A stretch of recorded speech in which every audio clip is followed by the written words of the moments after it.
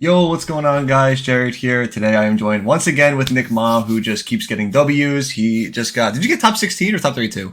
Top 32. Top 32 at YCS Philly with Purrely, as you can see on the screen. You were only like one of how many Purleys were in top cut? I think four. Yeah, Four out of 64. I knew it wasn't a lot. I was very surprised, but yeah, so he's going to go over the deck and we're going to talk about it, especially this meta too. There's actually a lot to talk about. What up, y'all? We're back here. I'm not playing Runic today, but I felt like it was a little close because there was quick play spells and stuff. I'll go over my deck list real quick because we're going to talk for a while. That way you guys can see the deck list and move on. I play 3 black cat, 3 white cat. The first part of the deck is all like the super standard stuff. Everyone plays the same stuff for this part. Yeah. 3 black, 3 white, 3 my friend, 3 pretty memory, 3 sleepy, 3 delicious, 3 happy. And then here's like the different stuff, and I'll talk about it after. 2 trap card, 1 field spell, and then the rest are my going second cards. So my going second cards are 3 imperm, 2 nib, 2 veiler, 2 ash, 1 ogre. I know it has a thrust right there, but it's actually 3 talents. I just borrowed a talent from somebody, and I need to fill the slot in for the video. So it's 3 tactics, the talents, not thrusts. Gotcha. And then 3 Book of Moon. Do you want me to go to my side and extra before I start talking? Yeah, if you just want to do the card list, that's fine.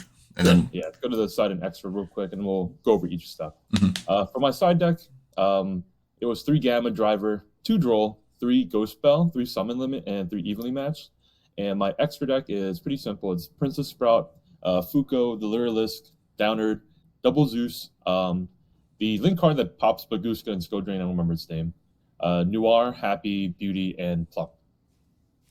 So that's my deck list. Let's go over some of the stuff that makes it kind of like unique and then kind of my takes and all that. I was gonna say my first question actually was good. I have to ask about the 2 trap and the field spell. I know that is super not standard for all right, perfect. this deck. Let's start there. When I was testing, I think everyone's going through the same issue with the problem of like, do I want a discard outlet, like a discard engine, like a Dark World or like a Shadal engine, and just cards like that, like power spells and stuff. So I tried like everybody else, Pot of Desires, and every time Pot of Desires was playable, where you like don't banish 3 of anything, greatest card of all time. 1 if you don't draw Desires, or if you don't like banish 3 white cats or something. And the issue with that version of the deck I found was if I banished like 3 various cats, like 2 white, 1 black, or vice versa, or something like that, the trap card helped me keep playing in a longer game. Because turn 1, you would have a lot of cards to kind of resolve a lot of your discards of special. So you can do things like triple XTs. But then if you do that, you run out of like 5 cats or so. Mm-hmm. So then the trap card really helped you kind of like shuffle the cats back to play like turn 2, turn 3, and so on. Hard drawing the trap card is very, very strong. I think the game plan for the deck when you're going first should be something along the lines of beauty and then set up trap card. And the reason why is you get a soft effect, and then eventually you get a follow-up like soft noir. So compared to like a lot of the places where it's like a heavy investment plump, and then you put a hard noir on top, I mean, that's still a very strong game plan, but what happens is your opponent gets 6 cards to play. And then like if they're going to break the noir, you really invested a lot in. You get your 3 cards back off of like my friend or so. But if they kill you that turn, you're dying with cards in your hand, so it doesn't really help you at all. So my goal with the deck was to kind of play a little wider. So if I could help it, I would start with a Beauty, my friend, and the trap card, or something, or like if Beauty and my friend and Book of Moon is also like equally as strong. I think like every deck has a tough time like dealing against that minus like Branded or something. Mm-hmm. The trap card resolving was almost game every time it resolved. So that's like my take on the trap card. It's a really good discard card. If you hard draw it, your opponent won't be able to read it. They think you just made a bad hand or something. Mm-hmm. And also, it makes you not very plump reliant. I think Beauty is very, very strong, and it was like very undervalued for. I don't know. I'm just having these opinions based on like the people I've played against and stuff. But yeah, your experiences, of course, with testing and everything. Beauty Yeep, very strong compared to just like hard plump turn 1. Where I would go the hard plump would be set it survive back that turn. So turn 1, Beauty, my friend, trap card. It holds. I get my turn back. My opponent has less cards now. So then Beauty has the great effect of like tribute sucking with delicious or pretty memories effect.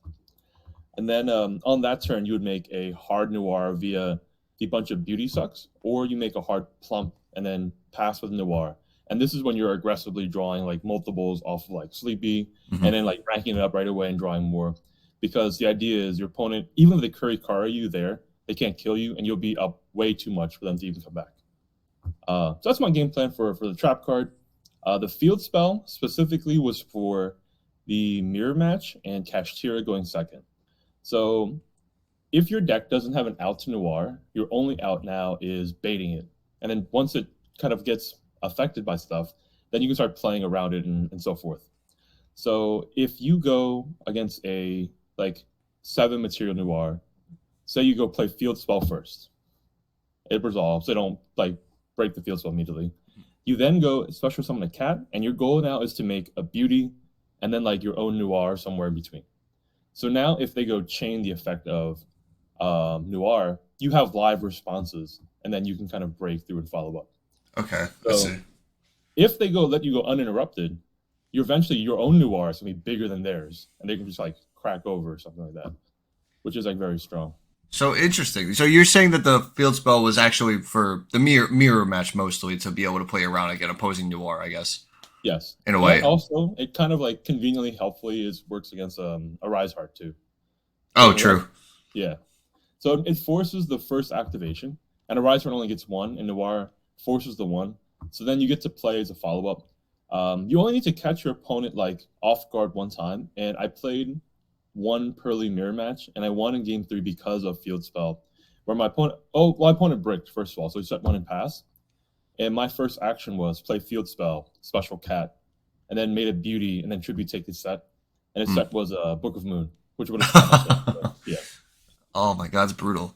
That's Uh, so you're. I feel like your end board is so different than from other Peurly players that I see going. Whether like you're saying like Hard Noir or Plump with Trap Card maybe or things of that. So your actual main end board ended up being Yeet plus Beauty, maybe like a Book of Moon or anything extra on top of that like Imperm or stuff like that. yeah. That's So so interesting. I'll explain this part too. Where I know it sounds weird when your first turn is like, I want a my friend on board. I'll skip a few cards. I'll talk about Book of Moon real quick. So Book of Moon was great. Pack topped the regional and put Book of Moon in his like deck profile, and he put everybody on. Book is crazy because it's D-Berry going first, and then going second, you get to choose if you want to continue to play or not. It's like a fake talent, and I'll explain why.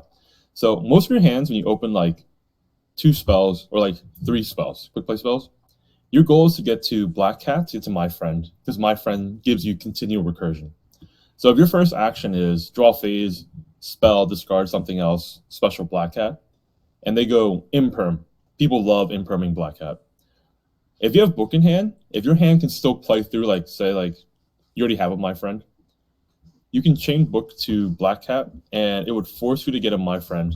And now your opponent's on 4, and you go to main phase, your first action is playing My Friend to, like, do whatever you want. Mm-hmm. So your My Friend can search you like a Pretty Memory, and then Pretty Memory specials a second Black Cat, and Black Cat becomes Beauty. So you have Beauty, My Friend, whatever card left in your hand, versus your opponent's 4.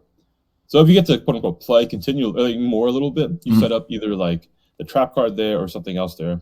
So Book was really helpful in letting you decide if, hey, I want my Black Cat to resolve for My Friend, or I want this as an interrupt for my opponent's turn so they can't play. Because your goal is to get the turn back. That's all it is. Mm-hmm. So Book, phenomenal. I would definitely play 3. Let me go through the hand traps and then like the talents and stuff too.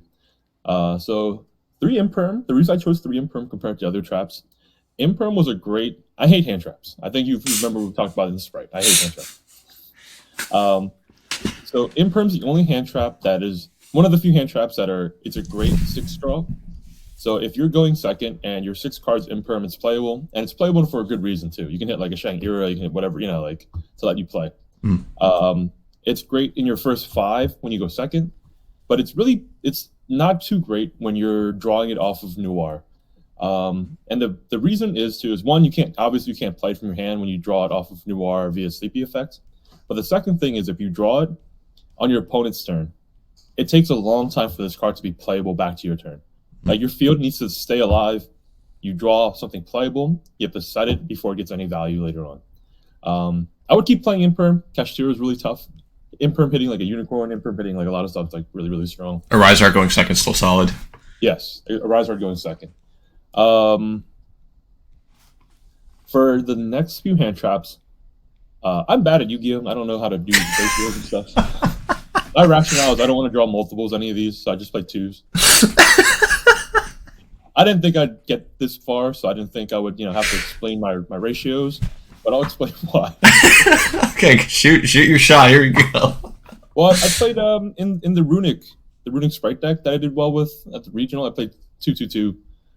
Same reason, because your deck kind of goes through a lot of stuff. You don't want to draw like I would never want to draw 3 Nibiru. You barely ever want to draw you only draw one maybe if that. Yeah. So I played 2/2/2. I had 2 ogre in there as well, but the last minute change I made like on Thursday was I wanted 3 talents in my deck, and I took the second ogre out for the third talents.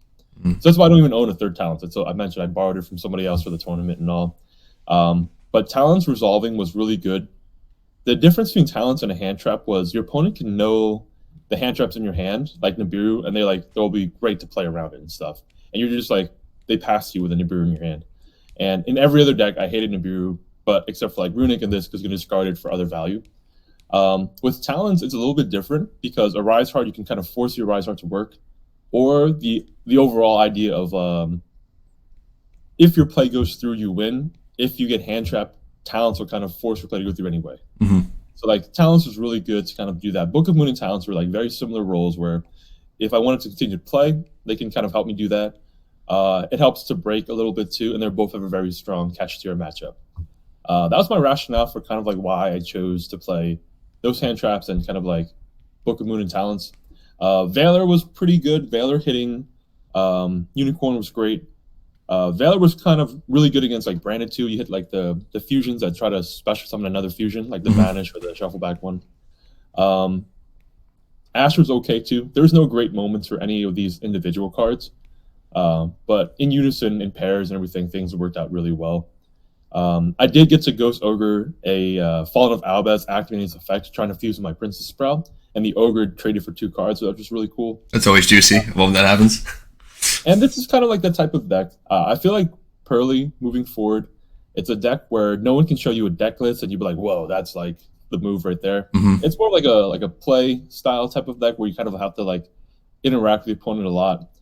Things like setting up Beauty, knowing when to negate, and then like the break turn where you're like sucking up all their cards with Pretty Memory. Yeah. Even when you mentioned before, I knew like in the beginning everyone was trying to race like a giant plump. My turn ones, if I didn't draw a Delicious Memory, I typically wouldn't end on a plump either. Sometimes your hands are nice enough where you have like double Pretty Memory. We had on 2 Beauties. So 2 Beauties and a Trap card's a lot of interruptions too. Do you go like Trap card into Noir still and then just use the spins for extra interruptions off the Noir? Yeah, I think a soft Noir via the Trap card is like strong enough. So if you go Beauty, it's like, so Beauty is just like Cat, Pretty, and then like Beauty on top, right? So you get a negate. Yeah. If you have Spell and Trap, the Spell becomes a switch to defense mode, which is really convenient, and then Trap gets you a spin 2. Okay, yeah. Noir will have 4 materials. And the cool thing is, at the end of that turn, and you turn back, your My Friend survives, you have a blank Noir.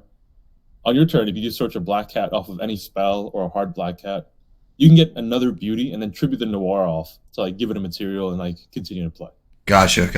That's cool. Like you have a cool recycling. Like when you play the deck a little bit more. At first, I think it felt like a bad deck. It felt like a bad combo deck. If that makes sense. Yeah. You're like sitting on a giant plump, hope it resolves. Noir pass. They Kaiju, you die that turn. The Kurikari, you die that turn. Yeah. But now when you kind of like, hey, I can kind of make this other guy. This other guy is really good. It becomes really helpful. Where like interrupt. All right, cool. Next play, and then you like start trading down. So the big concept of the deck that I really worked on with my friends was when should I sit on a Noir and when should I start trading down? And for this event at least, we found that against Branded, regardless of what scary stuff they're doing, they could be resolving Branded Fusion, Branded in Red, every single effect in their deck. As long as you kind of just sit on a big Noir, they typically don't have an out. I played against one duelist who played. It was a fusion monster. I don't remember his name, but it was big enough to beat over Noir, and you can't target him either with stuff. Oh yeah, it's the one that's summons Dogmaticus from the deck, the original Fallen Dragon. It's like a common or something. Titanic Clyde. It was originally a secret. Yeah.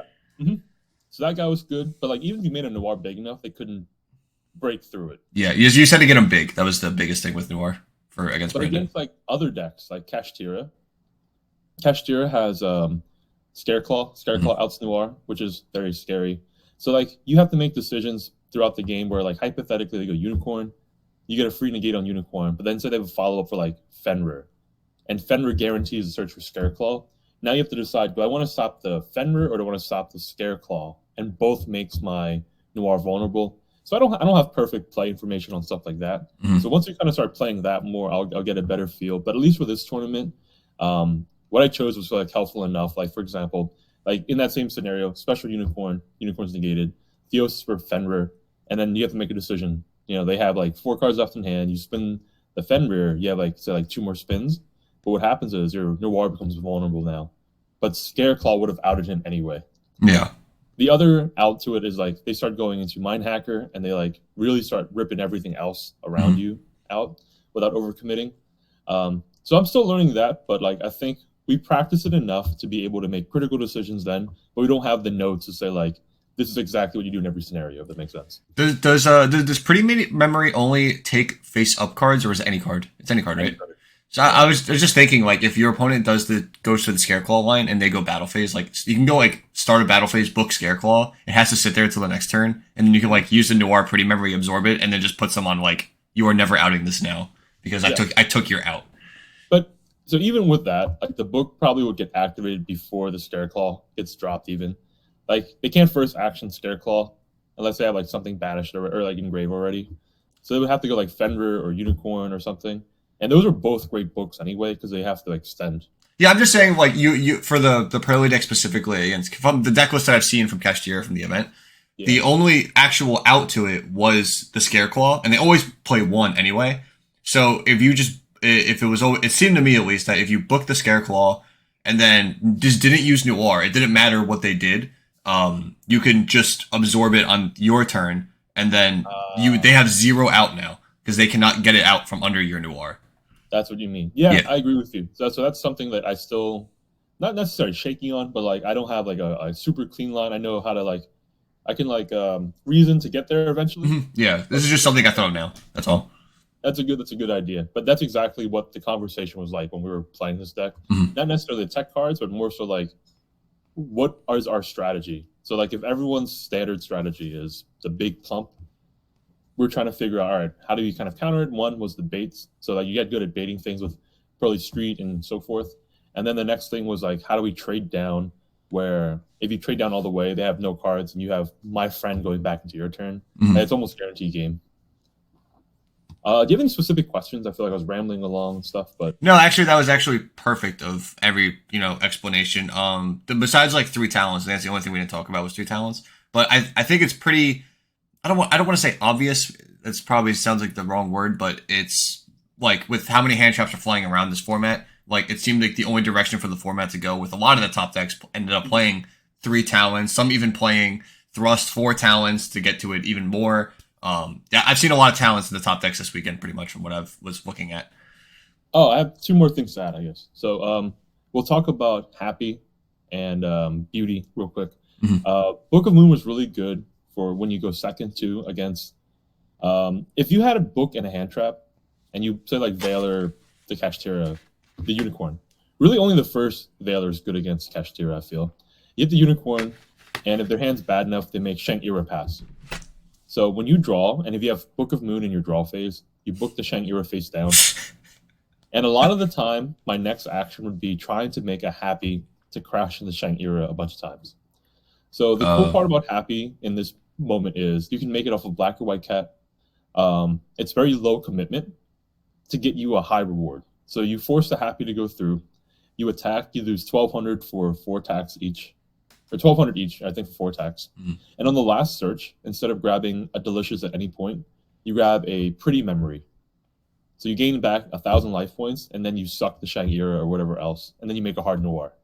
Oh, I see. All of that is on 1 cat resolving. And then like that makes sense, right? Like no, yeah, that does make sense. So even if it's like Black Cat search my friend grabbed the Happy Memory, and then you ditch special White Cat, and White Cat even hits. Even if White Cat doesn't hit, if Black Cat hits, oh no, if White Cat misses, you have Black White Cat, my friend on board. Black Cat becomes Happy, and then Black Cat crashes into Shang Era a bunch of times to grab Pretty, that pretty doesn't even have to go to the happy anymore. That pretty can become a beauty off of white cat or something. And that's very low commitment, which is great too. Can't you also just OTK? Like, can you change battle position with beauty too if it's face down? I'm not positive. You can, but so based on what I know about the deck, at least for now, that is a high that's like a 4/3 card combo. I know you're saying like it's low commitment to get all the searches and the hard noir and stuff, but if you have, I guess, like a little bit more, you can just kill them instead. You know. So to answer your question, the answer is yes, you can do that. It might not be optimal every time, but it might be good on a kill turn. Yeah. What I found myself doing a lot this tournament was happy crashing into stuff a lot to like get a hard noir, and then you set up like your combo on the other side, like beauty trap card. So you have hard noir, beauty trap card, passing back to your opponent on like turn 4 or something like that, which is like very, very strong. And that's kind of what I covered both about happy and beauty. Both the second beauty and the second happy came up. Second plump comes up all the time. Yeah. So all those cards come up very much. I would prioritize plump, the big plump, on that follow-up turn. So say my opponent gets hand trap, or whatever, back on my turn. If I can pair the hard noir via happy and then like a plump going to become a noir later, still also very, very strong. And those are the turns where you start, like, once you get to combo, that's when you're trying to get your sleepy memories into your guys. So like your hard noir can sit with no sleepies, and then your soft noir, your opponent's turn, you draw 2, and then you flip to make a new noir on it. I mean the soft plump, and then you make a soft noir on top, and you draw 2 more. Even with the curry car, you're still fine. You know, like you're not dying, which is like really, really good. And those are kind of the things you kind of look for. Like, if I get thrust here, are they going to get anything of value? And typically the answer is like no. All right, like nothing in the same face can do it to you. And here's one more good thing. If your hands are good enough, you want to start looking for ways to play white cat to get an advantage to make an exceeds too. So if your white cat hits lucky and hits like beauty off the top, and you grab beauty and you make that beauty pretty, and you make a beauty, that's a very low commitment play again. And then your next card, black cat, can like force another beauty, and now you have double imperm. And then if they die, you get like a lot of recruiter guys back. Right. Yeah. So, that's the one annoying thing when I noticed when I was testing against Purrely was like white cat hit pretty was like the worst thing because it was like it's now it's guaranteeing that it has to trade with something no matter what, and that's just like the biggest pain. If you kept playing that, I think I would like to play 3 trap card because of Delicious going to 1. That means your white cat will still at least hit, but you might not get to play, but at least you hit something. It's a decent discard, and then making any guy with trap cards great. Even here's a great one too. The happy turns that you don't go for game, that you go for the kill turn. The kill turn is as far as like the advantage turn. 2 of your searches could be like search a field spell, search heap. And and then you have other spells to put on top of the happy, and then all of a sudden your guys get like crazy, crazy value. Because even happy is the only one that ever gets max equips for itself because it gets an add on each one. So I try to find happy lines a lot, and then like happy searching, like your whole setup is crazy. Hypothetically, you can search like my friend too, like my friend off of happy in main phase 2 or anything like that. All right, that's all I want to talk about main deck for now. Unless you bring up an idea, we can come back to it. No, that's pretty. I think I pretty much covered everything. I mean, it's just so different than from what I've seen other Purrely players doing. It really, like, I'm so used to how the plump lines that like you're putting so much value on trap beauty, and it plays around more things too that way. Oh, like maybe like trap beauty plus another guy maybe, but like, but yeah, like it plays around so many more things that way. You're still under 5 summons usually, so you play around Nibiru. You have 2 guys now, and only one of them are gonna have Sleepy, so it plays around Kurikara pretty. Like it hits everything in some kind of way. I think that's like super, super good. Yeah, I agree. Something cool you can do is rank down with the trap card too. So if you have a noir, you can rank it down to beauty. But beauty needs pretty to make it a quick effect. So like it gets real. You can just keep the beauty. I think you have to keep a white cat too. I don't remember, but I've never done it. But you can do that. You can do it for game too, like attack and then still in battle phase. Yeah. All right, we can go to the side next year. Unless you have any more questions, we can always go back to. For the first time ever, I felt like my side deck was pretty okay. I sided Gamma specifically just for Kashtira. If you had Shifter, you just lose. There's nothing you can do. Going first. So Shifter, so this was in for Shifter, and then going second against most matchups, it just trades really well. The deck really works well in a simplified game state. So your opponent had like trades 3 for 3, and then like you resolve a black cat. Again, black cat becomes any cat you want it to be, like full combo almost.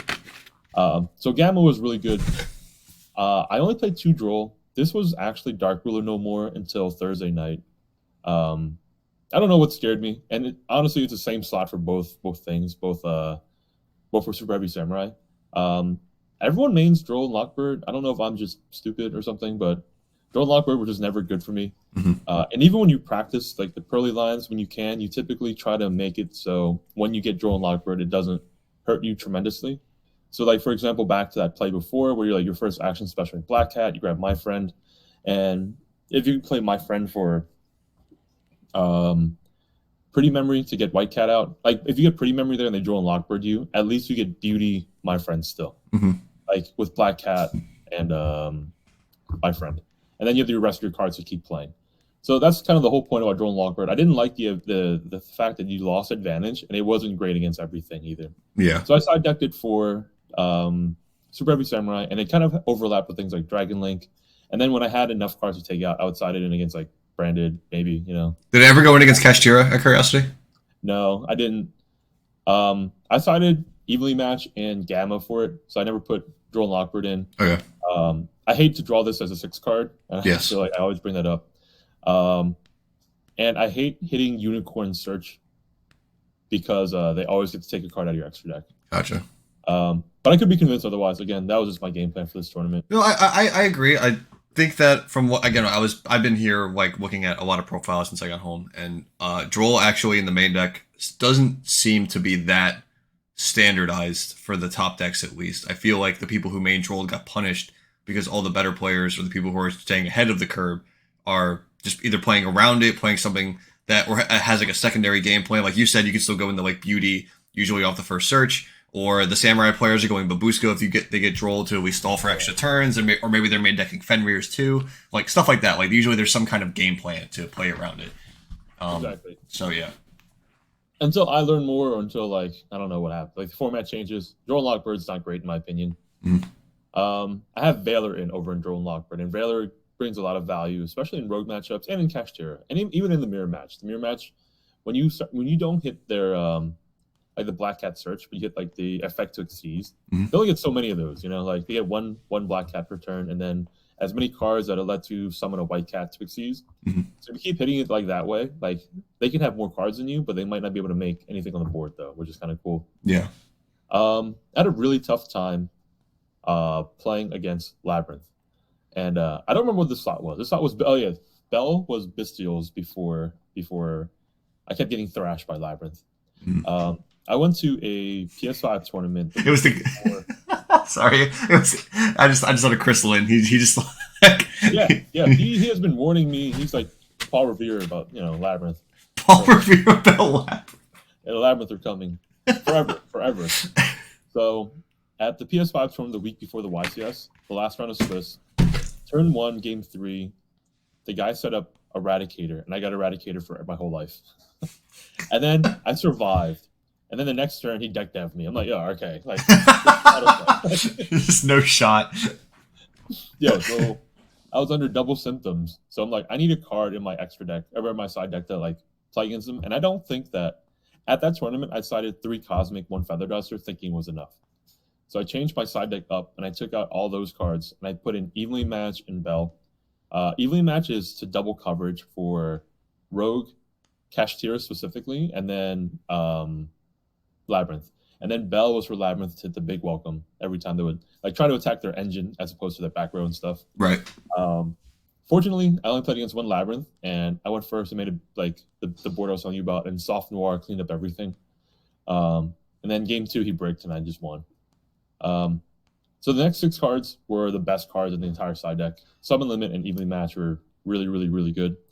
Summon Limit is anytime you go first. If you make Beauty Summon Limit My Friend, Summon Limit resolving means you don't get Zeus. They just can't Zeus. Like way impossible. Coming on board. And it would protect Beauty enough to get a free negate, but not enough to not get destroyed. And it gives your opponent the biggest temptation. Like if they don't know how to play against the deck very well, like some limit beauty my friends enough to where like they'll destroy the beauty and you get the value off of my friend. Right. And the next turn you just make another one. And on any turn that you need to have to kill, you can tribute off your summon limit for pretty to like suck anything too. Um, Evenly Match was specifically just for Kashtira in mind when I put it in, and in Labyrinth too. Then it kind of went in against like some of the other matchups, so I felt it. There's, I think, 3 moments in the tournament where I evenly match a Kashtira board for like 8 or like something like that, which was like Oh my the god. best feeling on the planet. Jesus. It was the last round of Swiss, day 1. I played someone in the VIP section, and he went first game 2. I won game 1. And he 3-locked me. He had the Shank Era, Mind Hacker, Arise Hard, 2 back row, and Birth. He had no hand, everything. I drew his special to guy off of Shank Era, and I battle phase took everything. The coolest thing is when you pair evenly match with a Book of Moon or evenly match with like tactics or something, because typically they'll keep the Arise Heart and then go to main phase 2. You have to just interact with it and then like either book it, interact with it, or tactics, either draw 2 or something. Something I really, really wish I played was Donner, the for hire Xyz. Yes. Other than the for hire Link, it would give my tactics way more value to take stuff. So the only thing I could take ever was like an Xyz monster and then attack with it and make Zeus on top, or attack with something else and tactics will take it. Right. But if I didn't get a battle phase via evenly match, I wish my tactics was able to take and make a Donner. To clear more stuff. Yeah. Donner came up a few times, not enough to where I needed to win, but like that situation warranted like a Donner being played, which means I probably should put it in here somehow. Yeah, I guess we can jump to the extra deck too. I was gonna ask, what would you cut for the Donner if you were to try to squeeze it in? So in the past, in testing a lot, Fuko came up a lot. Like Fuko being unaffected by stuff, and then you making like a short Zeus with only 3 materials was like pretty good enough. But this whole tournament, Fuko didn't come up, and everyone's first take was typically Downer Magician, and then after that they'll take the Lyrilisk away, or like Lyrilisk first and then Downer Magician. I might cut Fuko for Donner, or I might cut the Agent for Donner. Who knows? The bottom row, all the cats came up, and their seconds too. So like, I would definitely keep them all. Maybe I don't know. The format's changing, right? There's only going to be one Delicious. Who knows? We can even make more than one plump. But this deck might even be playable post this, with the Delicious, the one until at least the Duelist Nexus comes out when we get the new cats. But I mean, that's neither here nor there. Yeah, honestly, I'm not sure. I think a Sky Striker discard engine could be crazy, to be honest. Imagine Engage resolving, and then you play more Peurly spells, and you put your Noir on the EMZ. Yeah, I can see it. Yeah, actually. And also no raise, no nothing, like just linkage. I forgot linkage exists continually. That card's so broken. So yeah, probably Fuko. Fuko comes up in testing a lot against certain matchups because people just put in defense mode. But in this tournament, I made everything in the extra deck minus the Agent and minus the Fuko. So everything else came up. I think the premise of my deck really is turn 1, you're looking to prioritize the trap card with beauty, like a soft noir. If you can get more, think of it if I can set up the most amount of interactions if they get max value in resolving, if that makes sense. No, yeah. So beauty, trap, and then anything else. So beauty's 1 interaction, and then if I can get a noir on top, you get 2 spins. So that's 3 things you're doing off of like just engine alone, and then anything like subsequently will kind of add to it. Some things that killed me very, very much, and I wish I sided more for, was D-Berry, who just makes you end your turn. You have nothing. Like, you need to like draw a Book of Moon and hope it sits and stays. It's one of those cards, man. It's one of those cards. And the other card that ruins you is Shifter. If Shifter resolves, you also lose. I play Gamma for Shifter, but I have no way to like punish off that, if that makes sense. So like my Gamma just gets banished at the end of the turn. Like if I had like a Omega or something. Yeah, Omega or like the Excel to Baron thing would be cool, I guess. But that's like a lot of extra space too. Yeah. There's a lot of cool ideas like that. But overall, I was pretty happy with the deck. I played a lot of different matchups too. I guess I'll check. I wrote it down earlier. I played not really any Rogue. I think round 1 I played Madolce, and then everything else was real. And it was cool because I knew what all the Madolce cards did. I played Madolce, Branded, Labyrinth, Purrely, Super Heavy, Kashtira, Branded, Dragon Link, Kashtira. And in day 2, it was Kashtira, Branded, Super Heavy. And in top 64, I played Pauly playing Kashtira. And then top 32, I lost to Jesse Cotton playing Kashtira. Oh man, you were on the gauntlet side of the Yeah, what's of up? the. Like just in time after dueling. You went right straight from Paulie right into Jesse, who wasn't even supposed Honestly, to be there. the Poly game was crazy too. I think it was one of the miracle wins you hope to happen. Game three, I go first. I play a spell card. He changed shifter. I think I go summon cat. And he gammas it. So so I think I passed with like my friend White Cat in defense mode or something. He draws and he goes desires. So he has like 6 cards or 5 cards in hand. He Mm. looks at it and I'm like, man, my tournament was fun. I had fun. And he goes pass. And I'm like, oh dude. So I draw. I make like a beauty. Um, I think he imperms my column. Like he sets one pass. He Mm. imperms my friend, so I couldn't do that. And I make a beauty and attack and pass. He draws. He looks at his hand and he just puts it on the table and says, "You got it." And his hand was like triple birth, triple theosis, or something like that. Oh my god. Like really non-playable cards. Is that And I'm like like, game oh, three? Is that like the that game? was game three. Yeah, Oh my god. I Damn. got super lucky there. Because typically you lose to shifter gamma. That's not Yeah. a winnable situation. Overall, I had fun. Really, really long tournament. I think 2,200 players, 2,300. Yeah, it was like 22, 23. It was so. I mean, I finished day one, and I'm like, God, there's still 3 more rounds after this. I'm like, Yeah. Jesus. I mean, the ones in South America, they go. I think they were like seven rounds, and then 2 rounds on the following day, so it was 2 less rounds or something like that, or 3 less rounds. It's crazy. It's not a good feeling going to bed day one, having like an X2 record or like X11 record or something. Yeah. That was me. I was It's X2 like, after day one, and I was like stressing, have to drive home, go to sleep, and then like wake up early anyway, then drive back and still feeling awful.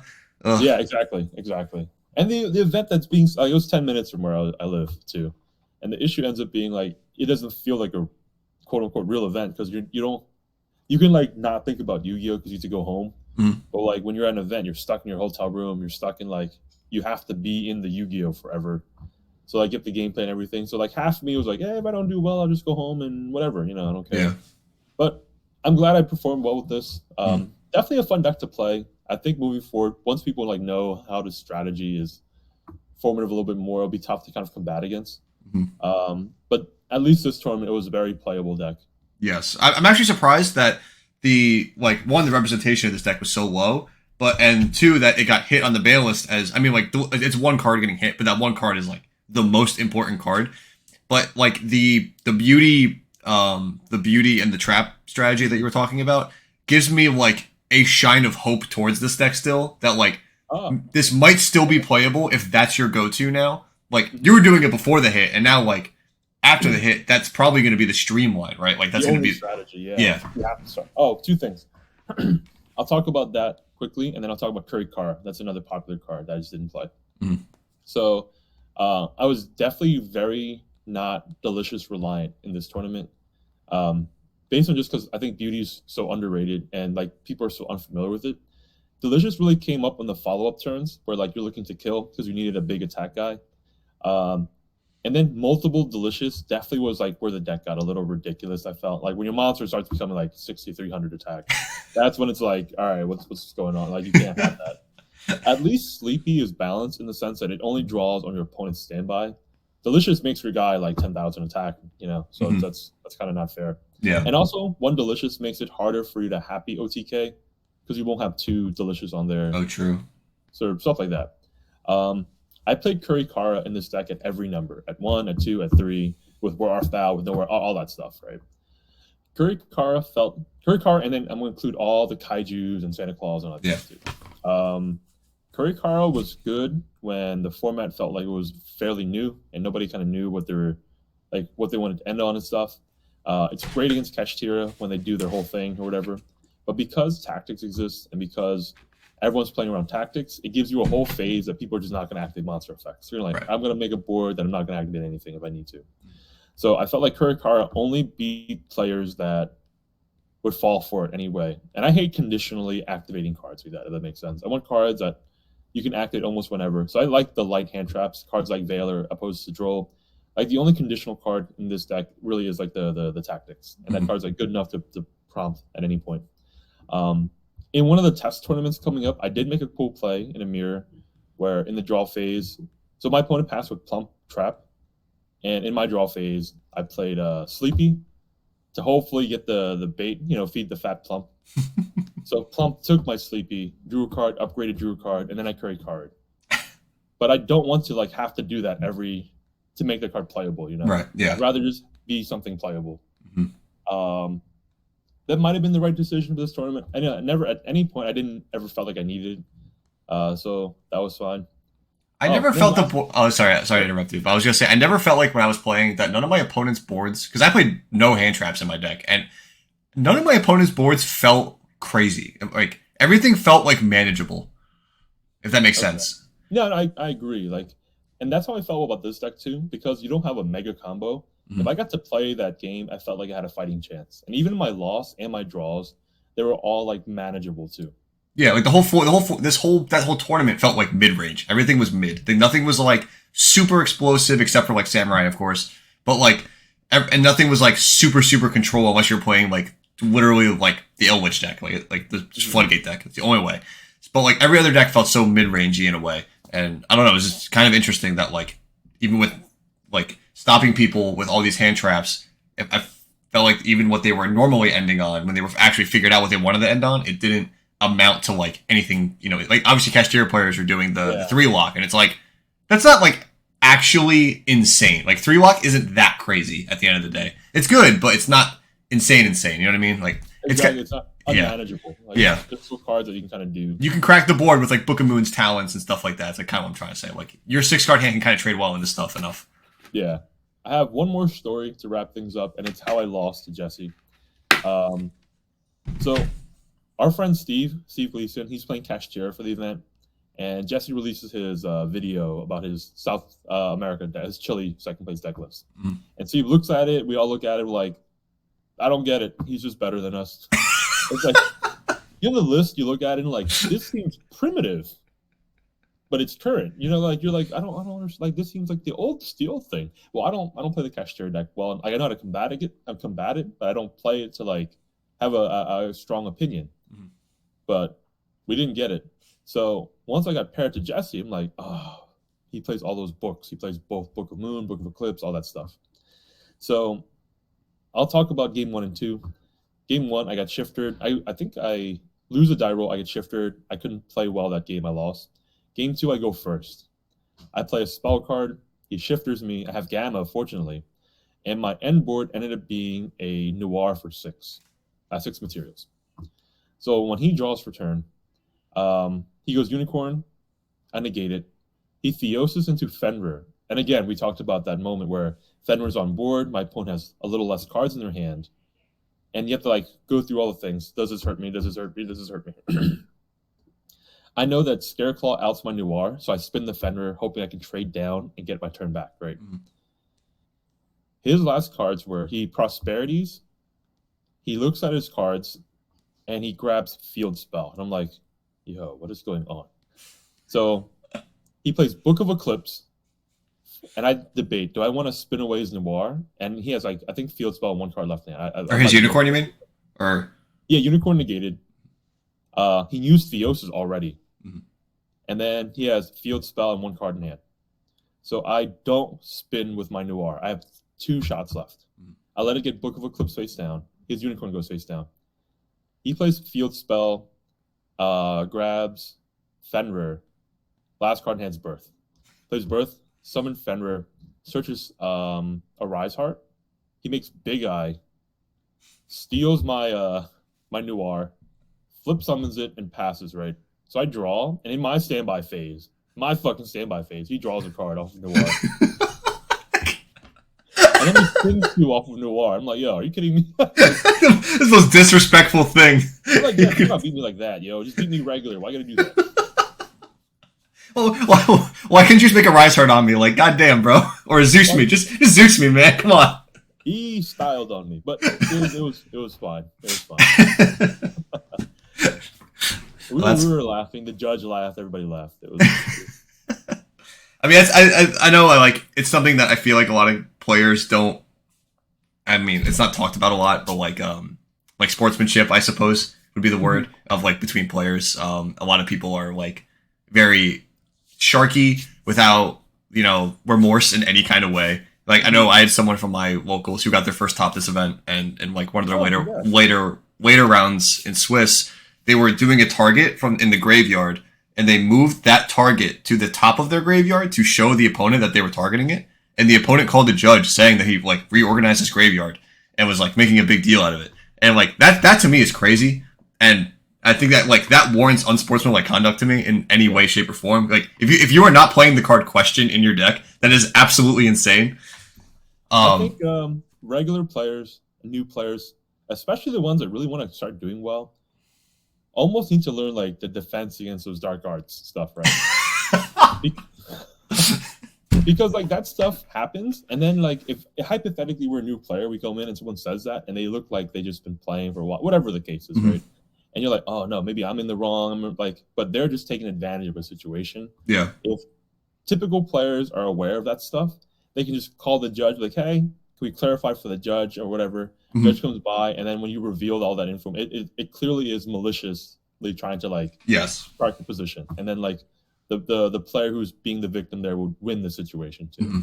Mhm. So like that's just like a small error, like a warning type thing, fix Yeah. this, that's all. It's not an irreparable game state or whatever. I Right. have no idea actually, but I don't No, know. yeah, I just like praising good sportsmanship between like players and joking around with your opponent. Like Yeah. Even Steve told me at the event that I look mean when I'm playing. Like he says I look so mean. Like I'm like I have like this Kind mad of dog do, not face gonna on lie. the whole time. But I'm like I don't know, man, just how I play. But like I'm so nice after. Like as soon as I'm done, I always shake my opponent's hand. I'm always like Mhm. the same thing. And I wish more people were like that. I guess like that's all. Had all great opponents, had no issues, no issues. So Yeah, I was same. really Everyone's so happy. nice. Yeah. Um, Hopefully next time I can break this top 32 thing, but maybe someday. hopefully. So I guess next time will be nationals, correct? Yeah, I'll be there. I'll Yep. be at nationals. Yep. I don't Same. know yet. There's Runic is nice. Oh yeah, next format. I actually wanted to talk about that just for a little bit, just real Sure. quickly. Actually, before we go into the other decks, specifically Purrely, how do you think that will moving forward for the next format? Throughout the tournament, when I didn't make plump as much as I thought I would turn one, it gave me a lot of hope. Like by the time the ban list dropped, I'm like, oh, maybe I can still play Beauty really well. Mhm. Losing two spells, like two engine spells, is really, really rough. Yeah, So I don't know what supplementally can be go in, and maybe the deck just gets like really nerfed until Duelos Nexus comes out. But I think triple trap card becomes way more warranted. Mhm. So at worst, you can go like White Cat, make like a spell out of hand, set trap card pass. right. Even like Happy trap card is better than no cards, right? Because at Yeah. least it's like Noir for one or something like that. Mhm. But that's all my only initial thoughts. I mean, the rest of the engine's really flexible. So with no cash, hopefully no cash Tira, you can probably play like a discard engine. You Mhm. know, something super cool I tried was the new Rainbow from Oh, Dark five World. Rainbow Magician. No. Well, I'll get to that too actually. The Dark World. So Oh, Rainbow Rainbow. Oh, yes. Sorry. Rainbow searches this guy called Lucian, I think. Yeah, you can do Lucian. I saw someone do it with Silva. I know exactly what you're talking about. So you just ditch it. It specials from grave, and then you bounce it, and you get like a bunch of special summons. So you can make cool things like a 4-piece Appaloosa. You can do like Yuja if you really, really wanted to. But that changes the whole extra deck and everything up too. Yeah. Um, and then like that version like super dies to like shifter and stuff. Mhm. Like you don't want the deck to be more combo because hand traps hurt the deck. Yeah. And hand traps hurt combo. So you want it to make the deck less combo-ish. Yeah, just because you have the option to do something doesn't mean that's necessarily the right thing to do. So I think the deck's still really good. Noir is still really, really strong. It's just harder to make turn one without plump. Mhm. So you have to go like the turn two or a soft Noir, which is like really insane still. Even with book in the format, I think Geep is like great. Rainbow Magician, I tried. It just takes too much to keep it in maintenance, if that makes sense. Yeah, no, that's You fair. need to manage your opponent's stuff. You need to manage like all that, and then like if your deck really does that, it becomes Mystic Mind, which is crazy. Yeah, I'm super excited for the next ban list. Anyway, but just my initial thoughts were just Kashtira. I'm sad it didn't get hit more. I really feel that deck should get hit more. It's the most unfun deck that I feel like we've had in a bit again, and it's still sticking around. But no, that's neither here nor there. But I'm really hopeful for things like Runic still being pretty much untouched.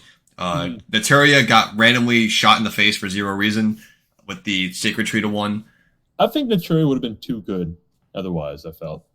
I've, I liked it because it countered strategies, and like that's all it was ever, in my opinion, good for. It countered a lot of strategies very well, and without that now, I feel like it was undeserved. I guess like I would understand a runic hit more than I would understand a Turia hit. No, but I'm happy with it. I'd rather move on with the next runic Yeah. engine as opposed to the next Implicaion engine. And then Striker, obviously, I'm happy about that. You know, both those being my favorite decks. We have 3 multi-roll, 2 engage now, and then plus in Battles of Legend, we're getting a new Striker link. So it's like, you know, we got like a lot of Striker cards really fast. Wait, does the Striker link come up before Nats? There is a Dark Striker link that will be out before Nationals, yes. Is that the Camellia one or no? I don't know. I cannot guarantee. I know there's 2 Dark ones. I don't know which one's coming out before Nationals. Okay. I think Striker is on my list of stuff to try too. I love Striker. Striker's just this, you know, like this runic. They're all like in that same wheelhouse of people like spell decks that draw Bro, cards. just quick play spells, bro. Quick play spells are the most powerful cards in the game.